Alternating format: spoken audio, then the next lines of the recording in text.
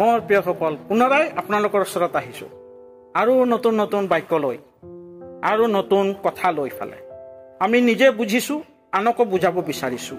আৰু আপোনালোকেও আনক বুজাক যে ঈশ্বৰ কি কৰিব পাৰে মানুহৰ জীৱনত আৰু ঈশ্বৰৰ কাৰ্য কি। আগন্তুক ভিডিঅ'ত মোক চাইছিলে, এতিয়াৰ ভিডিঅ'ত মোক চাই আছে। মই পৰিচয়টো দিব বিচাৰিছোঁ। মোৰ নাম যিচয়া বোস।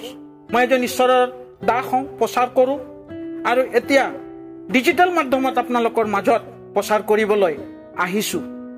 আৰু এই প্ৰচাৰ ক্ষেত্ৰটোত কি হয় যে হেৰাই যোৱা মানুহবিলাক, আজি অকল অন্ধকাৰৰ মানুহ হেৰুৱা নাই, আমাৰ খ্ৰীষ্টৰ ভাই ভনীবিলাকো হেৰাই গৈছে। ইহঁতৰ জীৱনত আহিবৰ কাৰণে ৱেলকাম কৰি আছোঁ। Praise the lord, hallelujah. এতিয়া মই ঈশ্বৰৰ বাক্য চাম। আজিৰ আহাৰ ঈশ্বৰৰ বাক্য চাম। পাচনি কৰ্ম 17 অধ্যায় 24 পদ। জগত আৰু তাক থকা সকলো বস্তুৰ সৃষ্টিকৰ্তা যি হয়, যি ঈশ্বৰ, তেওঁৰ স্বৰ্গ আৰু পৃথিৱীৰ প্ৰভু হোৱাত হাতেৰে সজা মন্দিৰ নিবাস কৰে। ঈশ্বৰে হাতে সাজা মন্দিৰত হাতে সাজা মন্দিৰতেহে থাকে। কাৰণ ঈশ্বৰে যে মানুহক সৃষ্টি কৰিছে আৰু যেটো যে ঈশ্বৰে যে মন্দিৰ সৃষ্টি কৰিছে, যেটো যে ঈশ্বৰে হাতেৰে সাজিছে, কাক সাজিছে? যেনেকা আদম আৰু হাৱাক ঈশ্বৰে সাজিছিলে, এনেকা মানুহ জাতিক যে সৃষ্টি কৰিছে ঈশ্বৰে, হয়তো মন্দিৰত থাকিব বিচাৰে। হাতে সাজা মন্দিৰতে থাকিব বিচাৰে, মন্দিৰত নিবাস কৰে। আৰু তেওঁৰ কোনো কিবা অভাৱৰ কাৰণে মনুষ্যৰ হাতেৰে শ্ৰদ্ধা পাই থকাই নহয়। আৰু মনুষ্য যে তাক যে শ্ৰদ্ধা কৰিব এইটো নহয়, শ্ৰদ্ধা কৰিব এইটো নহয়, কিয়নো তেওঁৰ সকলো জীৱন, নিশ্বাস আৰু আটাই বস্তু দিয়ে। আৰু ঈশ্বৰে সকলো বিশ্বাস আৰু জীৱন আটাই বস্তু দিয়ে। ইয়াতে আমি এতিয়া ঈশ্বৰৰ বাক্য ক'ব বিচাৰিছোঁ যে ঈশ্বৰে যে সৃষ্টি কৰিছে মানুহক, আৰু মানুহে যে ঈশ্বৰক যে বিশ্বাস কৰিছে। আজি যে আমি ডাঙৰ ডাঙৰ গীৰ্জাঘৰ, ডাঙৰ ডাঙৰ মন্দিৰবিলাক আমি যে সৃষ্টি কৰিছোঁ, আমি ভাবোঁ নেকি আজি ডাঙৰ ডাঙৰ মন্দিৰত বা ডাঙৰ ডাঙৰ গীৰ্জাঘৰত যে ঈশ্বৰ বাস কৰে? ঈশ্বৰ তাতে বাস নকৰে। ঈশ্বৰে নিজে হাতে বনোৱা যি মানুহক সৃষ্টি কৰিছে তাৰ হৃদয়তে ঈশ্বৰে বাস কৰে আৰু তাৰ হৃদয়তে ঈশ্বৰ থাকে। আৰু সেই ঈশ্বৰ আমি দেখা নাপাওঁ। আমি এটা নিজৰ অনুভৱক আমি ভাবোঁ যে আমি মন্দিৰত যাম, গীৰ্জাত যাম, যাই ফেলে যে ঈশ্বৰক দৰ্শন কৰিম। এইটো নহয়। ঈশ্বৰক দৰ্শন কৰা হ'ল নিজৰ হৃদয়, নিজৰ অন্তৰত। নিজৰ অন্তৰটোক আমি মুকলি ৰাখিব লাগিব আৰু নিজৰ হৃদয়টোক আমি যদি পবিত্ৰ ৰাখিম, তেতিয়াহে সেই মন্দিৰত ঈশ্বৰে বাস কৰিব। আজি উঠি অহা যুৱক যুৱতী, ল'ৰা ছোৱালী যিমানে আছে, আজি আমি ঈশ্বৰক স্থান দিয়া নাই। আজি ঈশ্বৰক স্থান নেদি ফালে আজি আমি কাক স্থান দিছোঁ? প্ৰথম স্থান দিছোঁ আমি মোবাইলক। যেটো ঈশ্বৰক দিব লাগে আমি মোবাইলক দি আছোঁ। মোবাইলক আমি ভিতৰত সোমাই গৈছোঁ। যেটো আমি ঈশ্বৰক স্থান দিব লাগে ওইটো স্থান আমি আজি কাক দিছোঁ? মোবাইলৰ ওপৰত আমি ভিত্তি কৰিছোঁ। আজি আমি মোবাইলত দি আছোঁ, মোবাইলৰ ওপৰত আমি ভিত্তি কৰি চলি আছোঁ আৰু মোবাইলক আমি বেছি বিশ্বাস কৰিছোঁ। আৰু মোবাইলটোহে আমাৰ জীৱনৰ এটা আহাৰ হৈছে।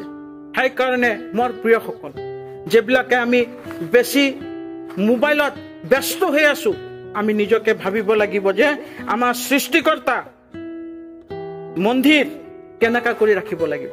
পবিত্ৰ বস্তু আমি গ্ৰহণ কৰিব লাগে সদায়, আৰু পবিত্ৰতাত থাকিব লাগে। তেতিয়াহে আমি ঈশ্বৰক আমি হৃদয়ত দিব পাৰিম। আৰু কি কৈছে? শ্ৰদ্ধা হিচাপে আমি ঈশ্বৰক ঈশ্বৰক আমি গ্ৰহণ কৰিব লাগে। কিন্তু আজিৰ তাৰিখত আমি শ্ৰদ্ধা হিচাপে ঈশ্বৰক গ্ৰহণ নকৰোঁ।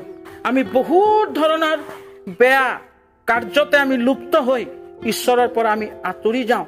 আৰু আমি ভাবোঁ যে মণ্ডলীত বা গীৰ্জাঘৰত যাই ফেলে যে ঈশ্বৰক আমি যে বিচাৰিম, নহয়। ঈশ্বৰক আমি নিজৰ হৃদয়ৰ পৰা বিচাৰিব লাগিব, কাৰণ ঈশ্বৰে আমাক সৃষ্টি কৰিছে। Praise the lord. ঈশ্বৰে আমাক প্ৰেম কৰিছে। Praise the lord. আৰু ঈশ্বৰে আমাক দয়া কৰিছে আৰু তাৰ প্ৰতিমূৰ্তিৰ দ্বাৰা আমাক নিৰ্মাণ কৰিলে। আজি তাৰ প্ৰতিমূৰ্তিৰ দ্বাৰা যেতিয়া নিৰ্মাণ কৰিছে, সেই প্ৰতিমূৰ্তিৰ ভিতৰত ঈশ্বৰে যেটো ফুকি দিছিলে, প্ৰাণবায়ু দিছিলে, ওই প্ৰাণবায়ুটোহে ঈশ্বৰৰ আশীৰ্বাদ।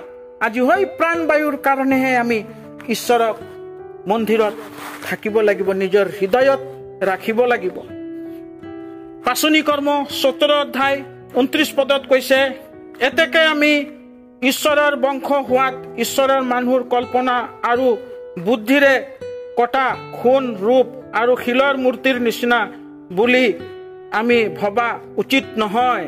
আৰু কি কৈছে বাইবেল? পাচনি কৰ্ম 17 অধ্যায় 19 পদত কৈছে, এতেকে আমি ঈশ্বৰৰ বংশ হোৱাতে ঈশ্বৰৰ তত্ত্ব মানুহৰ কল্পনা আৰু বুদ্ধি কটা সোণৰ ৰূপ আৰু শিলৰ মূৰ্তিৰ নিচিনা বুলি আমি ভবা উচিত নহয়। আমি ভাবিছো যে মূৰ্তিটোক আমি মানিছো, মূৰ্তিটোক বিশ্বাস কৰিছো।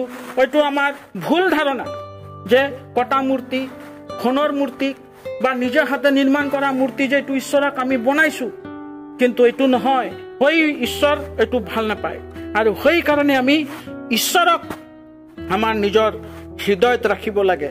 ঈশ্বৰে সেই অজ্ঞানতাৰ কাল খহিলে, কিন্তু এতিয়া সকলো ঠাইতে আটাই মানুহক মন পালটিবলৈ আজ্ঞা দিছে। কাৰণ আমি এই সময়তে নিজৰ হাতৰ মূৰ্তিবিলাক বনাই বনাই আমি পূজা পাঠ কৰি আছো। কিন্তু ঈশ্বৰে আমাক কি ক'লে? যে আমি ঈশ্বৰক সৃষ্টি কৰা মানুহ হওঁ। সেইকাৰণে ঈশ্বৰে আমাক কি কৈছে? নিজৰ হৃদয়তে ঈশ্বৰক বিৰাজমান ৰাখা। Praise the lord. আৰু ঈশ্বৰে আমাক সহায় কৰিব। আৰু আমি পবিত্ৰতা কেতিয়া হ'ম? যেতিয়া আমি ঈশ্বৰক গ্ৰহণ কৰিম, যেতিয়া আমি ঈশ্বৰৰ লগত লাগি থাকিব পাৰিম, তেতিয়াহে ঈশ্বৰ আমাক সহায় কৰিব। কিন্তু আজিৰ যুগৰ মানুহবিলাক, উঠি অহা যুৱক যুৱতীবিলাক, আজি আমি ঈশ্বৰক পাহৰি গৈছো। ঈশ্বৰ ক'ত আছে আমি পাহৰি গৈছো। যেতিয়া আমি বাইবেল ষ্টাডি কৰিম, যেতিয়া প্ৰাৰ্থনাত বহিম, তেতিয়া আমি নিজকে জানিব পাৰিম যে সঁচাই ঈশ্বৰ আমাৰ লগত আছে আৰু ঈশ্বৰ আমাক সহায় কৰিছে। আৰু ঈশ্বৰেই আমাক পবিত্ৰ আত্মাৰ পৰিপূৰ্ণ কৰিব আৰু ঈশ্বৰে আমাক জীৱন দিব। আৰু সেই জীৱন পানী কাৰ তাত আছে? ঈশ্বৰৰ তাত আছে। আৰু সেই জীৱন পানীৰ যোগেদি এদিন আমি স্বৰ্গলৈ যাব পাৰিম। Praise the lord. আৰু যিটো বাক্য আমি দিলো, এই বাক্যক যে আমি নিজৰ হৃদয়ত ৰাখিব লাগিব, নিজৰ অন্তৰত ৰাখিব লাগিব। আৰু সেই বাক্যৰ যোগেদি আজি যিমান উঠি অহা ল'ৰা ছোৱালী, যুৱক যুৱতী আছে আৰু আন্ধাৰত থকা যিমান ব্যক্তিবিলাক আছে, এই বাক্যৰ যোগেদি সিহঁতেও যদি মন পৰিৱৰ্তন কৰিব, এইটোৰ কাৰণে আজি এইটো বাক্য দিলো। যদি এইটো বাক্য আপোনালোকৰ মাজত ভাল লাগিছে, কৃপা কৰি সাবস্ক্ৰাইব কৰক, লগত শ্বেয়াৰ কৰক আৰু লাইক দিয়ক।